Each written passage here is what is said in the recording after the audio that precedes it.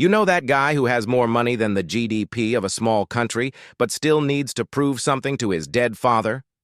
Well, welcome to the American Billionaire Club, where billion-dollar decisions are made with the same emotional maturity as a teenager choosing a tattoo. Let's start with the basics. Do you think rich people get rich by being smart? Oh dear, how naive. Most people get rich by being the children of rich people. And when they really need to make an important decision like buying a social media company for $44 billion, they don't listen to the financial advisors. They listen to their egos and ask, will this make me look awesome? And the ego always answers yes, always. Because a billionaire's ego is like that friend who convinces you to text your ex at 3 a.m. Except instead of an embarrassing message, it's a disastrous corporate acquisition that destroys thousands of jobs. But hey, at least he felt powerful for 5 minutes, right? Look at Elon Musk buying Twitter. The guy literally tried to back out of the deal, realized it was a terrible idea, but his ego got the better of him. No, Elon, you have to buy it. Otherwise, they'll call you a coward on the internet. And look where that led. The man transformed a global communication platform into an experiment in how much chaos one person can cause before everyone migrates to Threads. But it's not just him. It's like an epidemic among these guys. Jeff Bezos builds a giant phallic rocket to go into space for 10 minutes. Why? Because his ego couldn't accept that Richard Branson went first. Two old billionaires competing to see who can leave the atmosphere faster, while their warehouse workers pee in bottles because they don't have time to go to the bathroom. This distribution of priorities is beautiful, isn't it? And the crowd applauds. Ah, but they're visionaries. Visionary, my ass. Visionary would be investing in affordable housing, education, public health, but that doesn't massage their egos. That doesn't put their names on rockets. That doesn't land them on the cover of Forbes with the headline, "Misunderstood Genius Saves Humanity by Doing Exactly What His Ego Told Him to." You know what the problem is? We confuse confidence with competence. The billionaire speaks with that unwavering certainty of someone who has never had to deal with real consequences, and we think, wow, he must know what he's doing. No, my son, he doesn't. He just has enough money to make 50 mistakes and still remain a billionaire. It's like playing a video game with infinite cheat codes. You can make the dumbest choices possible and still not lose. Take the tech guys in Silicon Valley. Half of them dropped out of college and now think they're enlightened. Oh, I don't need a degree, I have vision. No, my friend, you got lucky, and an investor who also makes decisions with their ego. And now you're spending venture capital money buying monkey NFT startups because your ego told you that you're too revolutionary to understand financial regulations. Meanwhile, there are professors with doctorates earning $40,000 a year. But the guy who made an app to deliver salads to your home is valued at $2 billion. That makes perfect sense. Look, I'm not saying that all billionaires are stupid. I'm saying that when you have too much money, you stop hearing the word no. And when you stop hearing no, your ego takes over. And when the ego takes over, you start to think it's a good idea to buy a century-old newspaper just to control the narrative about you. Look, Bezos is back with the Washington Post, or the Oracle guy buying an island in Hawaii, or literally any billionaire buying a basketball team, a soccer team, an esports team. It's not about investment. It's about ego. It's about being able to say, I own this, and feeling that warm feeling in your chest that therapy could never provide, because therapy requires self-criticism, and the ego doesn't like self-criticism. You know what's funny? These guys read the same leadership books, hire the same executive coaches, go to the same spiritual retreats in Bali, and in the end, they all make the same disastrous, self-centered decisions. It's almost as if all that talk of growth mindset and disruption is just a veneer to hide, I do what I want because I can. And the media helps.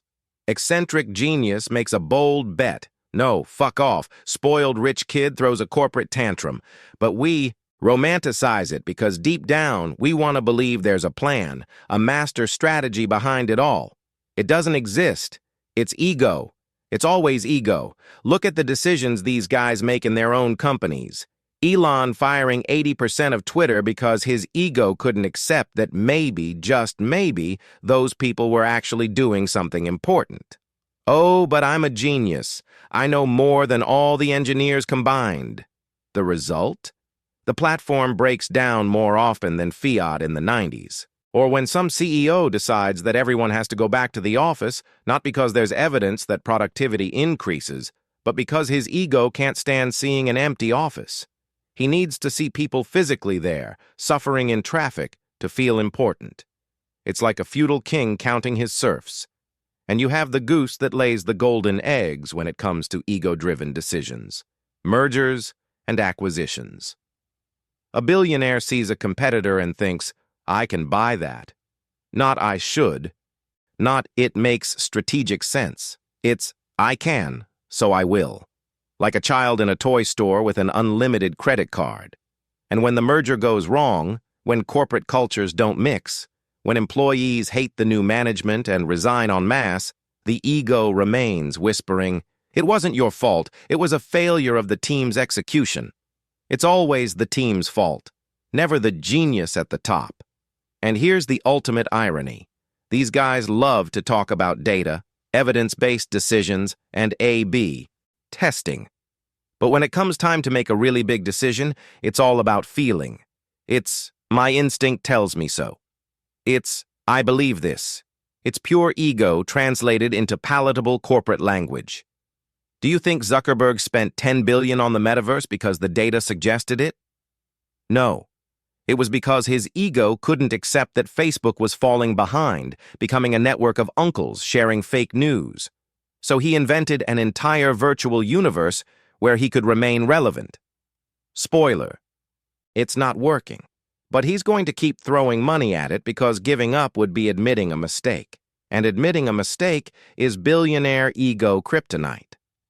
There's also that special category of ego-driven decision, which is when they decide to save the world, like when they decide to end hunger or solve the climate crisis. But instead of, I don't know, supporting organizations that already exist and have been working on this for decades, they create their own foundation. Because their ego needs the solution to be theirs. It needs to have their name on it.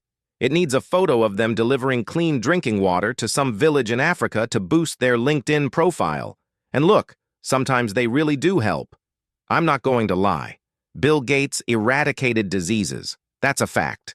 But even in that, there's a huge layer of ego. He's not working with the UN. He's competing with the UN. Because even philanthropy becomes a competition of who saves the most people. It's bizarre. You know when things get really dangerous? When they go into politics.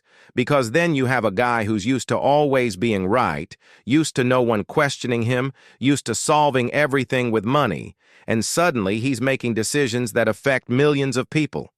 And his ego remains in control.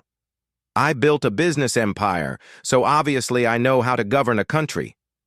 No, my friend, you don't know. Governing isn't a startup. You can't iterate labor laws. You can't pivot foreign policy. You can't fire the population when they don't perform according to your KPIs. But the ego doesn't understand that. The ego only understands power, and they succeed because they sell a beautiful narrative. Successful businessman will bring a business mindset to politics. And people buy it. Because we've been conditioned to think that rich, competent, that having money means having wisdom. It's the biggest lie capitalism has ever told. Look, I understand the psychology behind it. When you have billions, you live in a complete bubble. Everybody says yes. Everybody laughs at your jokes. Everybody agrees with your ideas. You stop receiving honest feedback because nobody wants to lose their job or investment. Then your ego grows unchecked.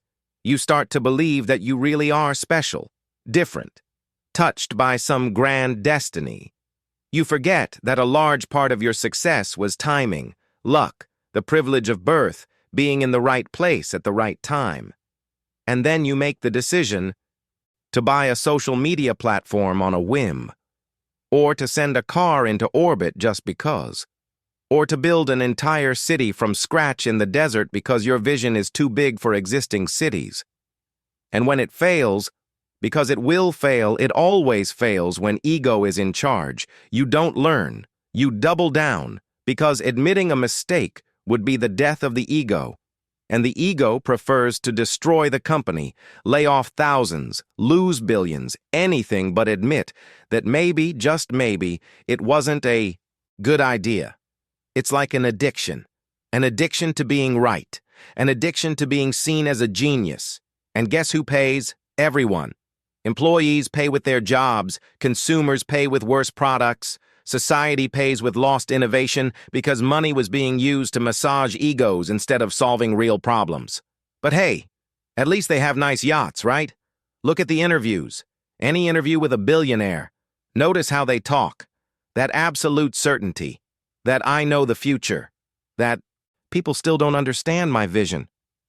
It's always the same rhetoric, and we swallow it because it's seductive. It's nice to believe that there's someone up there who really knows what they're doing, who has a master plan, who will guide us to a bright future. But it doesn't exist. There are only very rich people making decisions based on what makes their egos feel better. And since they have unlimited resources, these decisions become reality. And we live with the consequences. So the next time you see a billionaire doing something completely nonsensical, like buying a social network, building an underground tunnel, promising to colonize Mars, whatever, don't try to rationalize it. Don't look for the logic behind it. It's just ego, my friend. It always has been. It always will be.